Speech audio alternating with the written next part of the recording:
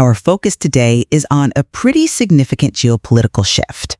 India's 2025 withdrawal from the Ajiani airbase in Tajikistan.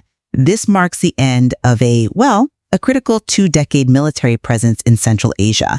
So the central question is this: does losing this hard security footprint fundamentally compromise India's long-term strategic and economic goals in the region? I'm going to argue that yes, this represents a critical strategic setback for New Delhi. And I'll be coming at it from a different angle. While the withdrawal is, certainly a diplomatic blow, I believe this is best viewed as a manageable tactical adjustment. It reflects a shift in strategic priorities, and I don't think it undermines India's broader long-term regional footprint. Losing Aini is what's more than just closing a hangar. It's a profound setback, especially after a $70 million investment that was supposed to anchor Indian influence near Afghanistan. This facility was essential for regional security monitoring, for offering a counterbalance to Pakistan. Its forced closure, against the backdrop of an expanding Chinese security presence, it just sadly confirms a frustrating reality. When push comes to shove, India's economic muscle just hasn't been enough to secure its military footholds against Moscow's determined pressure. I agree. The diplomatic pressure was intense, but I just don't accept that this loss is catastrophic. The military rationale for Ani diminished dramatically after the 2021 geopolitical shift in Afghanistan. More critically, the bilateral agreement governing the base had already expired in 2022. India's core strategic goals, securing energy through pipelines like TAPI, enhancing trade with projects like the NSTC, are primarily economic and long-term. And that focus on soft power and economic relationships, well, that remains completely functional. That's an interesting point, but I would challenge the idea that the withdrawal was, routine.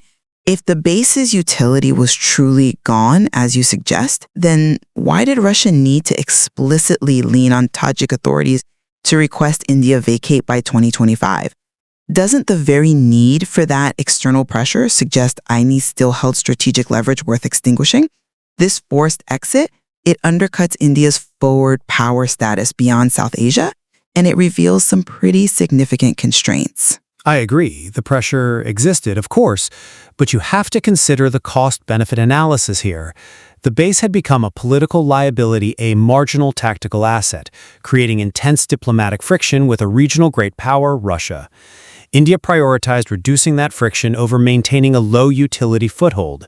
The official framing of the exit as a routine adjustment, I think that reflects the base's decreasing operational utility after the treaty expired. It's really just strategic pragmatism, ceding a space where it could not realistically compete with China or Russia. But how do we reconcile that tactical retreat with the scale of the strategic ambition?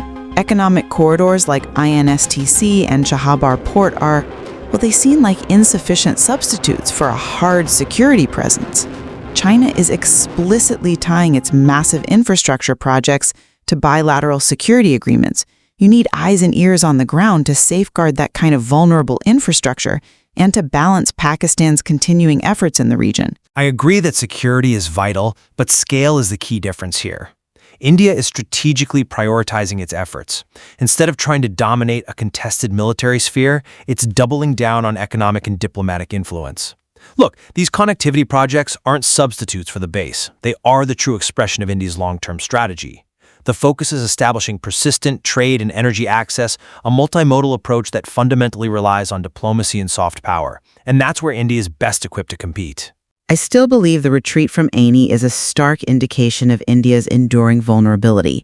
It makes the pursuit of those vital energy and trade interests inherently more exposed to geopolitical friction from Russia and China, all without a reliable military anchor. And while the military withdrawal is undeniably a setback, I'd say India's robust and persistent commitment via key infrastructure projects like INSTC demonstrates a regional engagement that really transcends the fate of one single tactical asset.